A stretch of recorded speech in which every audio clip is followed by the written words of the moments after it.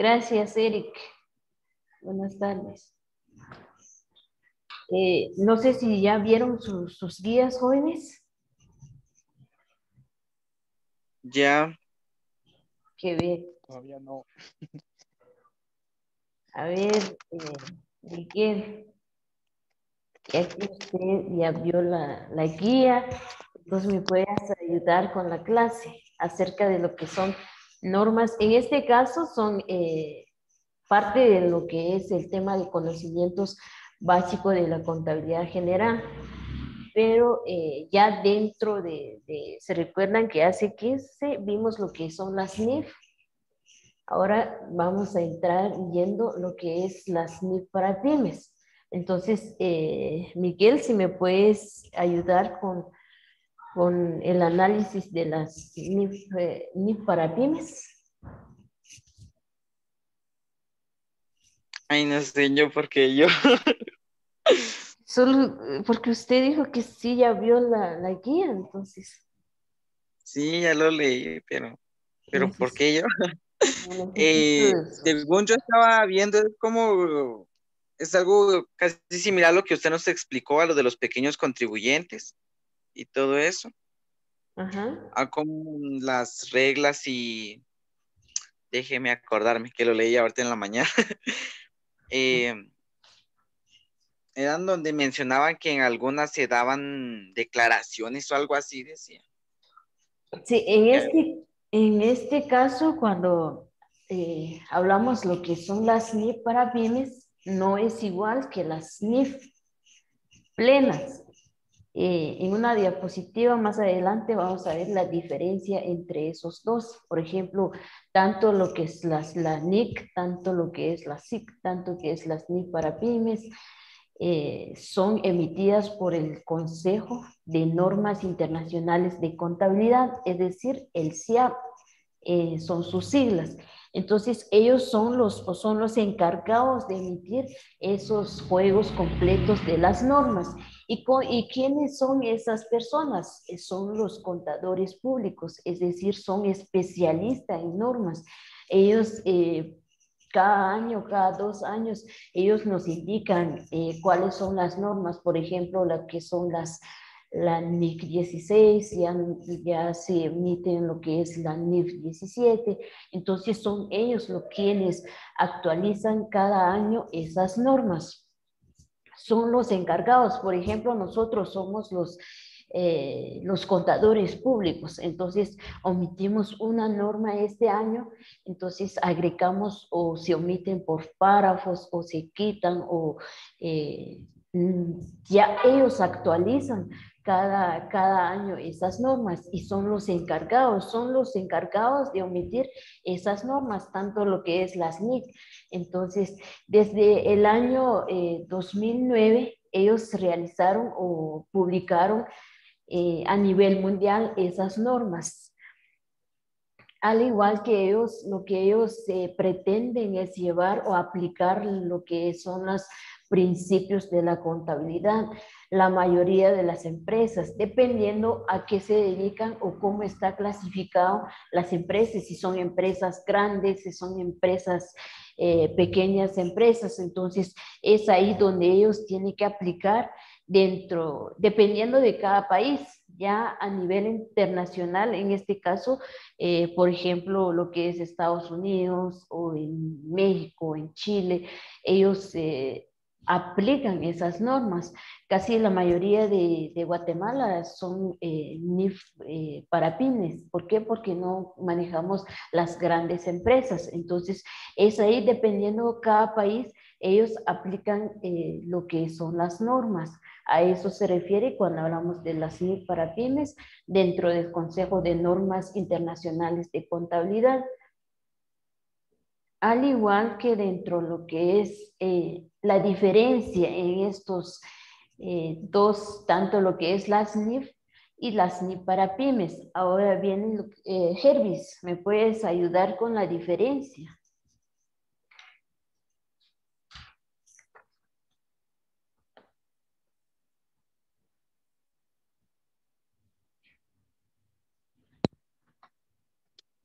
La diferencia del NIF completas y del pymes.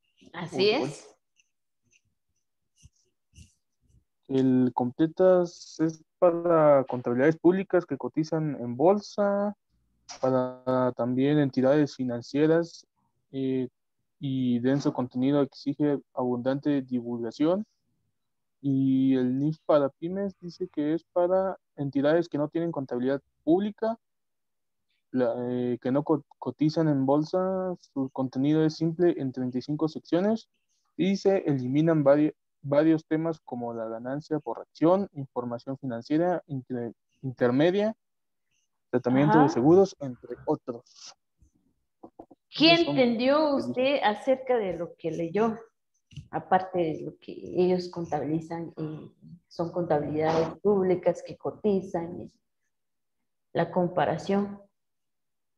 En este caso, cuando hablamos de las NIF completas y las NIF pymes, las NIF completas se clasifican todas las grandes empresas, los que se manejan en bolsa de valores, por ejemplo, lo que es el Google, lo que es Amazon, lo que son los que ellos publican o lanzan sus productos a nivel internacional o lanzan sus productos en bolsa de valores. Por ejemplo, si hablamos de Microsoft o si hablamos de Google, ellos lanzan sus productos dependiendo de qué productos ellos realizan o lanzan hacia el mercado. Mientras que las NIF para pymes son los que se clasifican de las empresas pequeñas. Por eso dice pequeñas y medianas entidades. ¿Por qué? Porque ellos no manejan lo que son las bolsas de valores. Al igual que ellos no cotizan en bolsa de valores. Dentro de las NIF pymes se manejan lo que son 35 secciones o módulos, dependiendo de cómo ellos aplican. Por ejemplo, si hablamos de la NIC 1, en este caso ya se manejan lo que es el juego completo de los estados financieros, mientras que en las NIC pymes, en este caso ya son por secciones, ya vienen separados.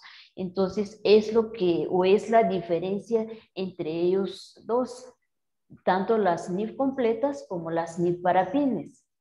¿Dudas, jóvenes?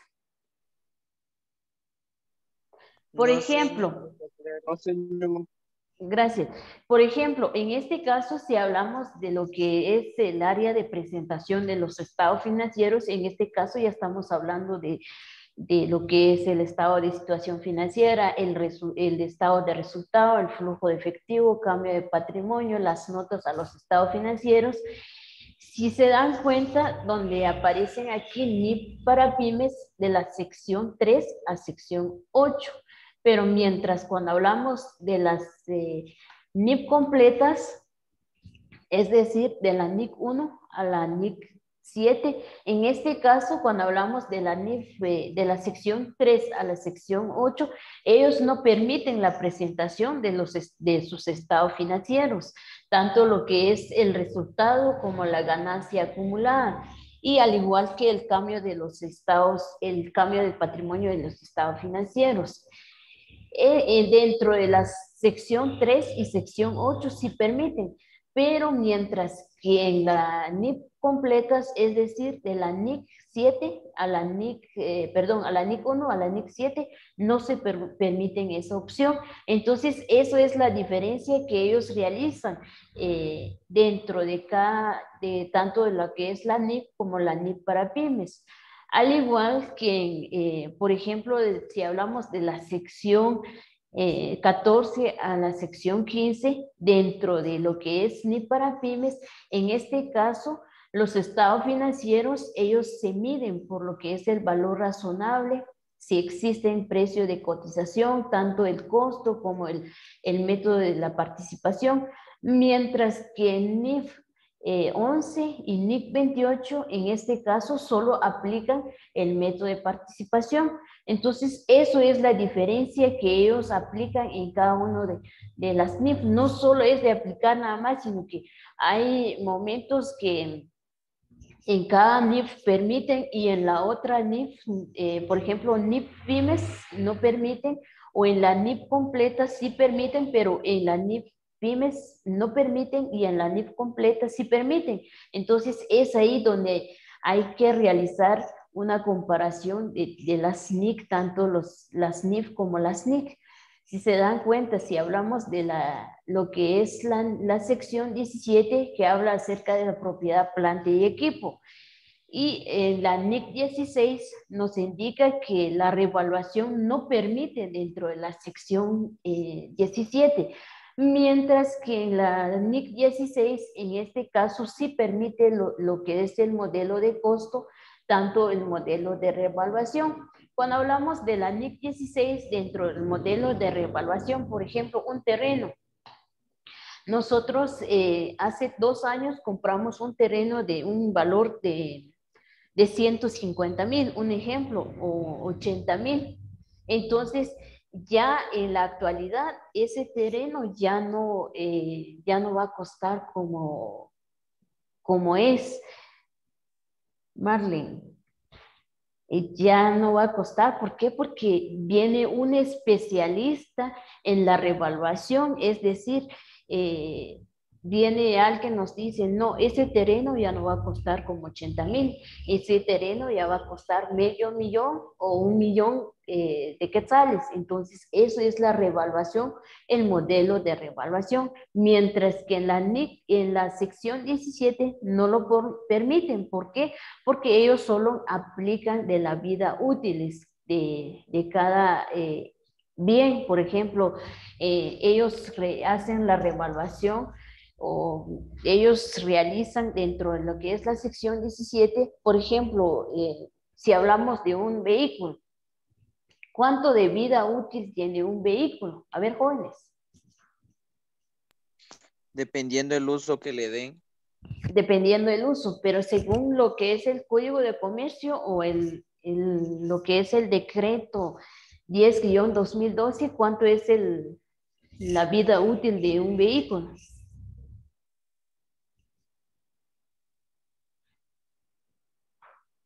Dentro de lo que nos habla la ley, es la vida útil de un vehículo es de 5 años. Así como dice Miguel, dependiendo el uso que uno lo está utilizando. Entonces, ellos solo permiten el método de las depreciaciones, ellos no deben de aplicarlo, mientras que en lo que es la NIC 16 sí se permiten aplicar tanto los métodos de depreciación como dependiendo de nosotros si lo depreciamos este año y lo aplicamos por el método de línea recta, entonces eso es donde se verifica cuál es la diferencia al aplicar el NIF para pymes y al aplicar las NIF completas. Eso es la diferencia entre esos dos normas. ¿Dudas? Al igual que en las pequeñas y medianas entidades, ellos ya normalmente ya hablamos acerca de las secciones o de los módulos. Ellos no tienen la obligación de rendir cuentas. ¿Por qué? Porque están clasificados dentro de las pequeñas empresas. Ellos no tienen la obligación de rendir cuentas o publican sus estados financieros. No, ¿por qué? Porque ellos ya están clasificados dentro de las pequeñas empresas. Al igual que ellos sí pueden publicar sus estados financieros dentro de la información general de sus usuarios. Ya hace 15 yo les mencioné que cada empresa o cada entidad tiene que dar a conocer a sus usuarios cómo se están manejando la empresa, si es una empresa en funcionamiento, si es una empresa que ya se está yendo a la quiebra. Entonces, eso es lo que uno tiene que dar a conocer a sus usuarios, tanto a lo que es el propietario o al gerente de la entidad. ¿Dudas? En este caso, las NIF para pymes se clasifican en secciones o módulos. Tenemos 35 secciones, así como les estaba diciendo, que ya pueden visualizar que ya por secciones ya se están clasificando. Por ejemplo, la sección 4 se habla acerca de los estados de situación financiera, mientras que en la NIC 1 ya solo se habla el juego completo de los estados financieros, no se hablan por separado. Si hablamos de la sección 7, en este caso es el estado de flujo de efectivo. Y la sección 8 son los estados, notas a los estados financieros. Entonces ya en este caso ya son por secciones lo que ellos aplican acerca de lo que es las NIF para pymes. ¿Dudas? ¿Dónde vamos, jóvenes? ¿Dudas? ¿Comentarios? No, señor, vamos bien. Voy bien. Las cuentas y su clasificación. Ahora ya es otro tema acerca de las cuentas y su clasificación. A ver, alguien que me ayude con el tema de la cuenta y su clasificación, jóvenes. Señor, pues yo solo lo había leído un poquito. Aquí dice activo, pasivo y capital. Sería la clasificación, si van sin, es ingreso o es egreso. Y solo se va haciendo operaciones para ir encontrando resultados. Sí, ahí menciona lo que es el activo, pasivo, capital y resultado, pero yo quiero saber qué es una cuenta. A ver, Miguel. O Hervis. Se podría decir que la cuenta es la clasificación de todo, como estaba diciendo el compañero, de todo lo que se va a hacer. Posiblemente sea el proceso, ya sean los gastos, las pérdidas, los ingresos, compra de algo, o sea, de algún producto, o tal vez distribución de algún producto. Entonces, de eso es como que se lleva la cuenta, como estaba diciendo el compañero, sobre el activo, pasivo, el capital y el resultado. Sí, en este caso,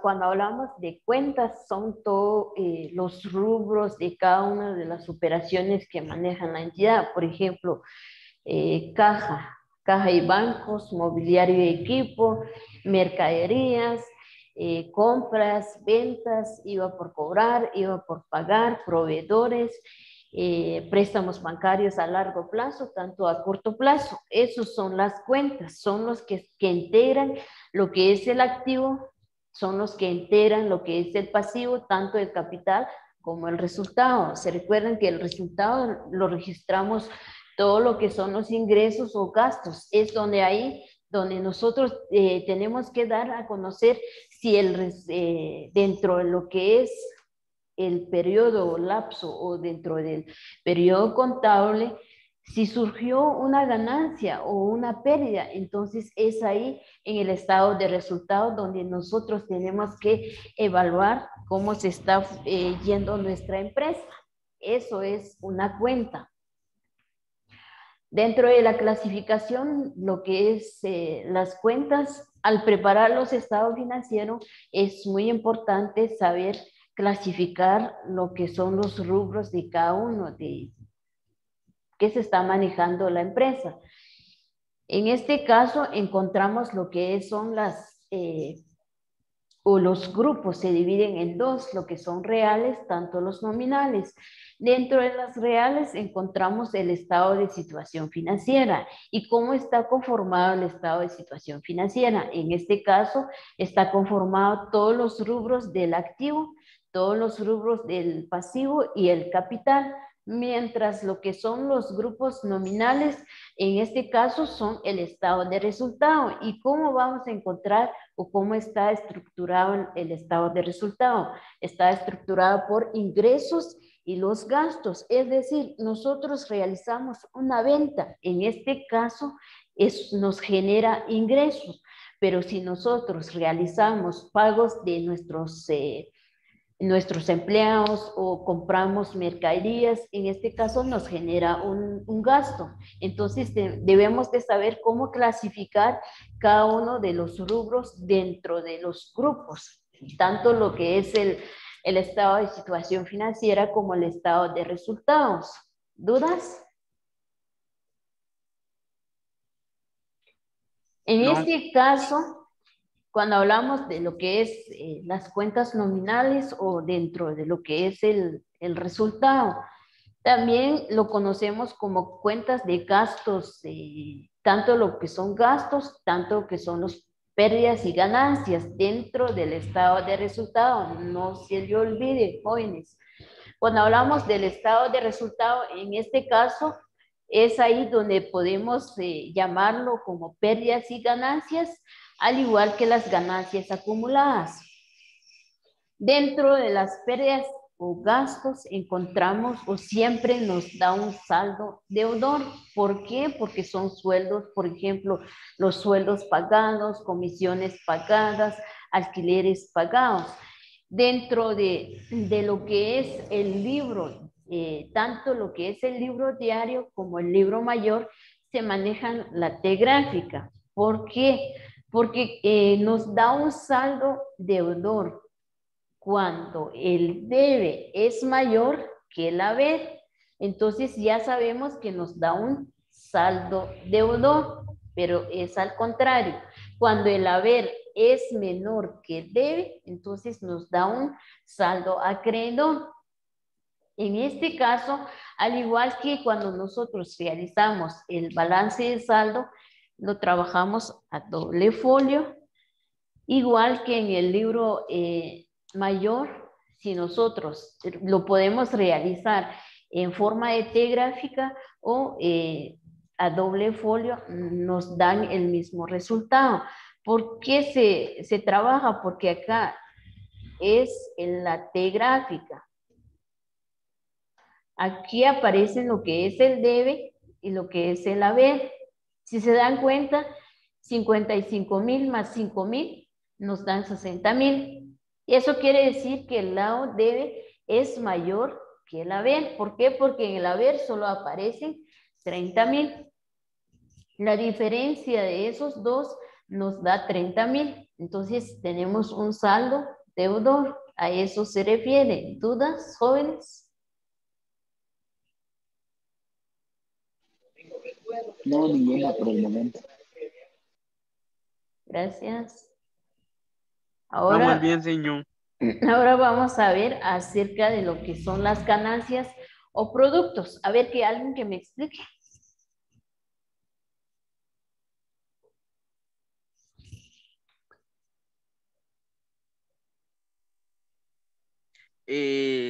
Creo que así como lo dice el nombre, ¿verdad? Ganancias o producto, creo que son como que los ingresos que tiene la empresa. Se podría decir que, supongamos de que tenemos una empresa de alquileres o de venta de consumo. Entonces, cada vez que nosotros demos en alquiler algo o que se nos compre algo, se nos haga un pedido a la empresa o organización, tenemos un ingreso. Entonces, ya lo podríamos considerar tras pagar todo lo que ya habíamos visto anteriormente, tras pagar el IVA, los impuestos y todo. Entonces, ya tendríamos un saldo de ganancia. Sí, en este caso, como nosotros, sueldos recibidos o comisiones recibidas.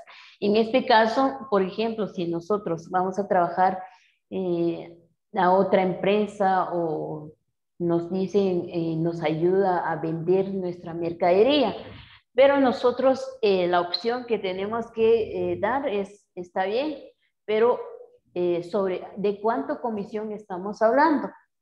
Entonces ellos nos dicen el 10% o el 20% dependiendo de la comisión. Entonces en este caso ya depende de nuestra comisión. Si nosotros realizamos una venta, no tenemos comisión, pero si no realizamos una venta, no vamos a tener comisión.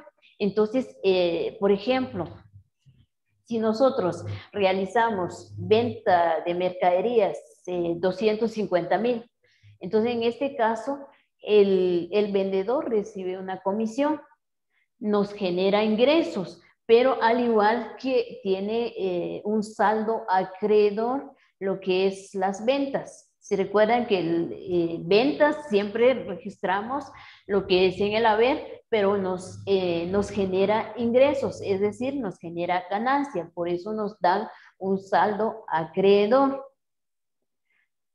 Dentro de lo que es el activo, pasivo y capital, cuando hablamos de lo que es activo, a ver, Jonathan. ¿Qué entiende usted por activo?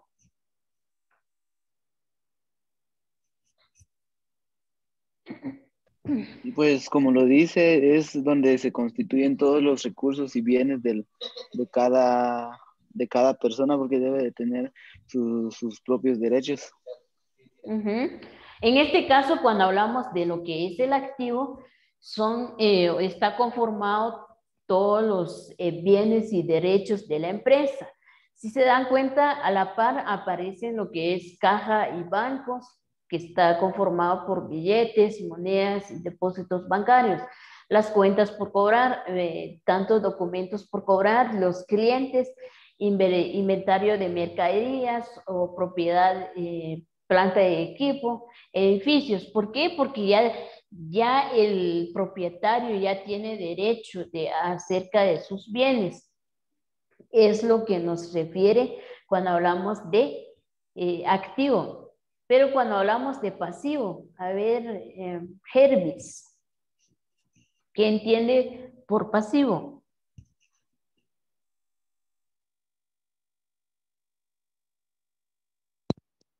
Tal vez podrían ser las deudas o los gastos que tiene la empresa, digamos, por ejemplo, pagar algún servicio que tienen por ahí. Sí, en este caso son todas las obligaciones que ellos tienen a terceras personas o a las deudas, como dice Hervis. Por ejemplo, nosotros somos una empresa, pero tenemos que invertir en otro negocio o en otro sucursal de nuestra empresa.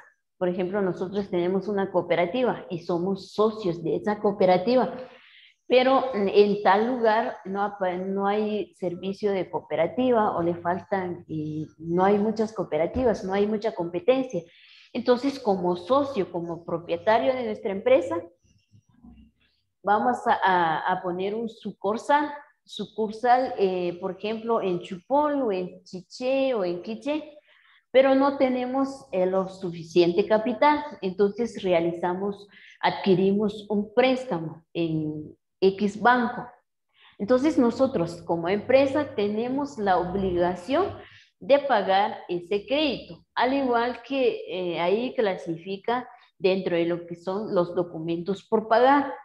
Tenemos un pagaré por medio o un documento por medio que nos compromete a nosotros que tenemos que cumplir con nuestra obligación, al igual que nuestros impuestos por pagar. En este caso, son todos los impuestos que nosotros debemos de pagar cada mes como empresa, por ejemplo, lo que es el IVA o lo que es el ISR, pero dependiendo a qué se dedica la empresa, no solo es de pagar, porque según la ley no tenemos que pagar, no, como el contador de la empresa y como el gerente de la empresa, los empleados tienen que tener conocimiento de cada una de las leyes, cuáles son los impuestos que nosotros debemos de pagar y cuáles son los impuestos que estamos exentos en pagar.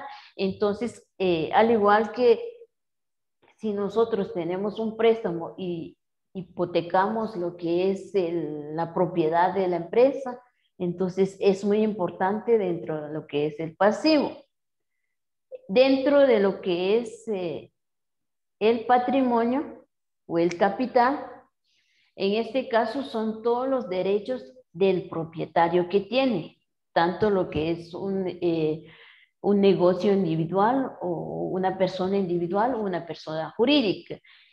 En este caso, ¿cómo debemos encontrar o lo que es la ecuación patrimonial? Si se dan cuenta, la presentación de hace 15, que ustedes visualizaron que estaba atrás de mí, que aparece en lo que es el activo menos pasivo, ahí aparece en capital o patrimonio. Entonces, es ahí donde nosotros, si nosotros tenemos lo que es el pasivo, tenemos lo que es el capital, pero no tenemos activo, o es viceversa, tenemos activo, tenemos pasivo y no tenemos patrimonio, entonces lógicamente sumamos todas las cuentas de lo que es el activo, sumamos todas las cuentas que es el pasivo y al final se resta esos dos y ya tenemos lo que es el patrimonio neto. Eso es la diferencia cuando hablamos de pasivo, tanto lo que es activo y lo que es capital. ¿Dudas dónde vamos? Señor, yo tenía una duda de la diapositiva anterior, que ahí decía el pago de letras de cambio o algo así. ¿Qué es Sí, eso? ¿Qué son las letras de cambio? en este caso, cuando hablamos son documentos por pagar. Por ejemplo, Miguel, ¿es Miguel el que me hizo la pregunta o Jervis? Sí, ¿Quién de los dos? Miguel. Miguel. Ajá.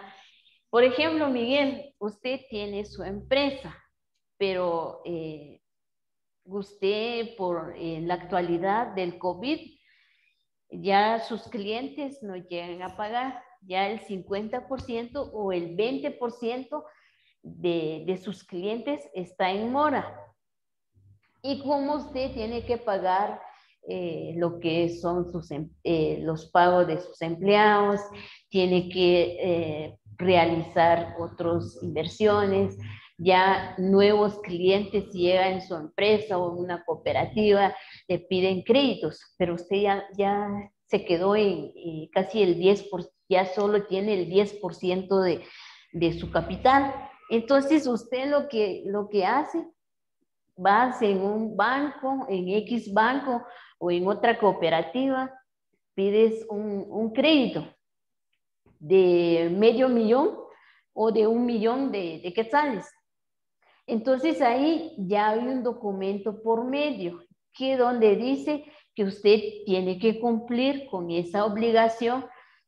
Por ejemplo, cada mes tiene que pagar 50,000 o 100,000 o 200,000, dependiendo el año o el tiempo que usted pidió lo que es su crédito. Entonces usted tiene que pagar eso. ¿Por qué? Porque ya hay un documento por medio que usted firmó que tienes que cumplir con esa obligación. A eso se refiere. Es un documento donde nos indica, por ejemplo, yo tengo el pagaré. Entonces, donde tiene que ir todas las cláusulas que usted tiene que comprometer con ese crédito. No sé si ustedes han dado cuenta de que cuando uno saca un plasma, una moto, en Electra o en otras instituciones o dependiendo dónde va a ir a comprar ese bien, entonces le dan como 5 hojas del pagaré. Entonces ahí le dicen cuánto es el tiempo, si es por 3 pagos o 5 pagos o más de un año. Entonces la empresa mandan a sus abogados, mandan a sus abogados para que usted cumple con su obligación de pagar ese crédito. Entonces es lo que nos refiere cuando hablamos de documentos por pagar. Ah, ya, gracias, señor. No tenga pena. ¿Dudas?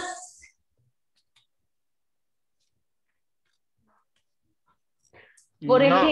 Por ejemplo, a ver, ¿quién?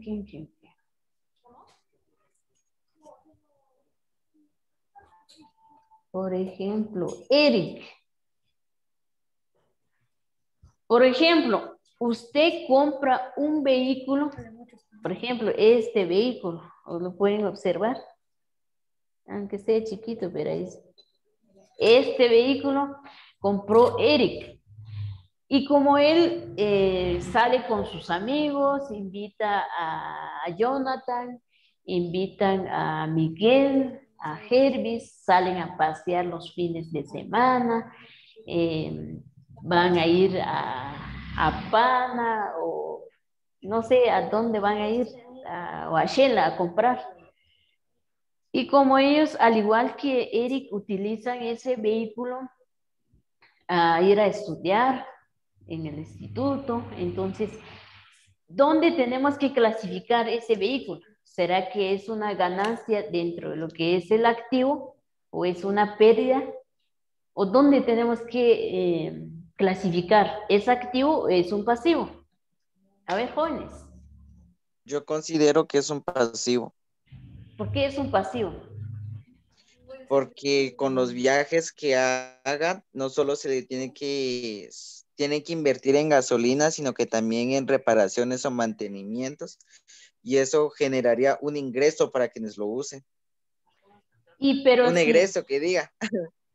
pero por ejemplo, nosotros como empresa y ese mismo vehículo lo utilizamos para hacer publicidad, ¿qué nos genera? Un También ingreso. ¿Ah? Un ingreso y un egreso. Ahí estamos. Cuando nosotros ese vehículo lo utilizamos como publicidad, nos genera un ingreso. ¿Por qué? Porque en este caso nos ayuda a atraer clientes, ya que los clientes llegan, si se dan cuenta, si nosotros no vamos a hacer publicidades tanto en las redes sociales como si no tenemos vehículos, mucho menos vamos a llevar nuestras mercaderías al destino del cliente. En este caso, no nos genera, no nos generan clientes, no van a llegar los clientes, pero si nosotros contamos con un vehículo dentro de la empresa, nos trae clientes. ¿Por qué? Porque nosotros contratamos otro personal y mandamos a que haga publicidad en los cantones, en tal lugar. Ya los clientes ya saben que nos dedicamos o brindamos a servicio dependiendo si estamos hablando de una cooperativa o de un banco, entonces ya los clientes ya nos conocen.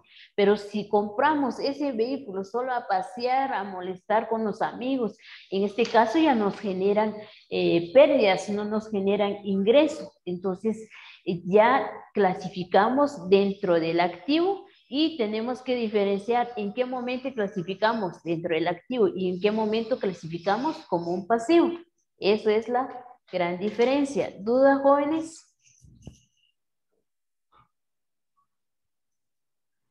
Dentro de la terminología de la cuenta, en este caso yo les voy a dar a conocer cada una de las cuentas, pero cada uno de la terminología lo vamos a aplicar en el libro diario y en el libro mayor. Por ejemplo, cuando hablamos nominar una cuenta, en este caso nosotros tenemos que colocar el nombre de la cuenta dependiendo de la empresa, cuáles son los rubros que ellos manejan. Por ejemplo, si nosotros agregamos nombre de la cuenta, si se dan cuenta del ejemplo anterior de la T gráfica, ahí aparecen bancos. Entonces, esa cuenta es nominar la cuenta. Cuando abrir una cuenta, en este caso, abrimos la cuenta o anotamos la cuenta tanto en el debe o pérdida o activo o también en el haber, dependiendo. Si, por ejemplo, nosotros en el libro diario es ahí donde se manejan los movimientos de la empresa que realizan ellos día a día. Por ejemplo, este día, el 2 de febrero, nosotros realizamos una compra de mercaderías al contado. ¿Cómo quedaría la cuenta? Quedaría, o la partida quedaría compras, iba por cobrar a caja y bancos. Entonces, la primera cuenta que abrimos es con el nombre de compras. La segunda cuenta es iba por cobrar y la tercera cuenta es a caja. A eso se refiere. Cuando hablamos de lo que es cargar una cuenta, en este caso, ¿quién es el que recibe o quién es el que entrega? Es decir, ¿quién es el que abona y quién es el que carga? Entonces, lo anotamos en el lado debe, dependiendo, ya en este caso, ya si es activo, si es pasivo, si es pérdida o ganancia, no. No como es activo, tengo que colocar en el lado debe. No, ya cuando realizamos lo que es el libro, permítame, ¿quién tiene encendido su micrófono? Ahí estamos. Cuando hablamos de abonar la cuenta y de cargar la cuenta, por ejemplo, si ya hablamos del ejemplo de compras de mercaderías al contado, entonces en este caso ya no anotamos en el lado del haber. ¿Por qué? Porque ya es el que abona o es el que entrega. Entonces, ¿quién es el que entrega? Caja y bancos o abona caja y bancos. ¿Por qué? Porque nosotros compramos mercadería. ¿Y dónde salió el dinero? ¿Salió en caja o salió, nosotros pagamos? Entonces, el que salió es caja y bancos, es dinero. Entonces, ¿quién es el que carga la cuenta o quién es el que recibe? Nosotros recibimos mercadería a cambio. Entonces, eso es la diferencia cuando hablamos de carga y cuando hablamos de abonar. Cuando hablamos del debe, en este caso, si se dan cuenta, en la T gráfica del ejemplo, ahí aparecen lo que es el debe, aparecen lo que es el haber. Entonces, es muy importante saber clasificar o en qué momento nosotros debemos de aplicar tanto lo que es el debe como el haber. En el lado del debe o la T gráfica es donde va en el lado izquierdo y cuando en la T gráfica del haber va en el lado del lo que es lado derecho. Los saldos, en este caso, los saldos, tanto si hablamos de la T gráfica, se suma lo que es del lado debe, se suma lo que es en el lado del haber. La diferencia de esos dos es ahí donde tenemos que ver si es un saldo deudor, si es un saldo acreedor, así como les estaba explicando. Dependiendo si el debe es mayor que en el haber, tiene un saldo deudor, pero si el haber tiene el saldo menor, el haber tiene el saldo mayor que en el debe, ya tenemos un saldo acreedor. Al igual que dentro de la terminología tenemos saldo deudor y saldo acreedor. Es la diferencia entre el debe y el haber, así como les estaba explicando. Nos da un saldo deudor cuando el debe es mayor que el haber. Nos da un saldo acreedor cuando el haber es mayor que el debe. Saldar una cuenta. En este caso, tenemos que sumar las sumas iguales cuando hablamos de lo que es el libro diario. Por ejemplo, tenemos 50,000 en el lado del debe y tenemos 50,000 en el lado del haber, entonces es saldar la cuenta, nos tiene que dar sumas iguales. No podemos agregar ya en el libro diario, en el lado debe aparece una cantidad de 80,000 y en el lado del haber 50,000. ¿Qué quiere decir? Que no realizamos bien el cálculo. Cerrar una cuenta. En este caso, cuando nosotros realizamos las partidas de lo que es el libro diario, cerrar una cuenta es trazar dos líneas. Se traza dos líneas. ¿Qué quiere decir eso?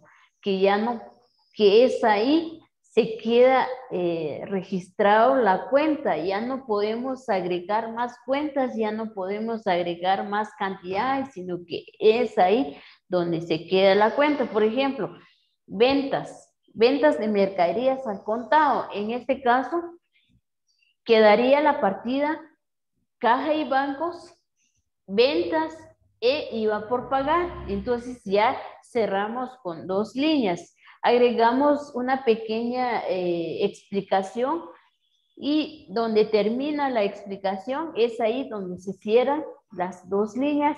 ¿Qué quiere decir? Que ya no podemos agregar más cuentas dentro de esa partida. Reabrir una cuenta. En este caso, cuando realizamos lo que son las liquidación de partidas o las ya dentro del lapso del 1 de enero al 31 de diciembre, nosotros realizamos la liquidación o cierre de las partidas. Ya el año pasado cerramos todas las cuentas, se quedó en cero. Ya cuando realizamos la partida, lo que son el libro mayor, se queda en cero todas las cuentas. Ya en este año reabrimos otra vez las cuentas, es decir, todas las cuentas que aparecen en el lado del activo, un ejemplo, y todas las cuentas que se quedan en el lado del pasivo, solo cambiar de lugar. Para reabrir la cuenta, solo cambiamos de lugar otra vez. Más adelante vamos a ver acerca de lo que es abrir una cuenta. ¿Dudas, jóvenes? No, señor. ¿Seguros?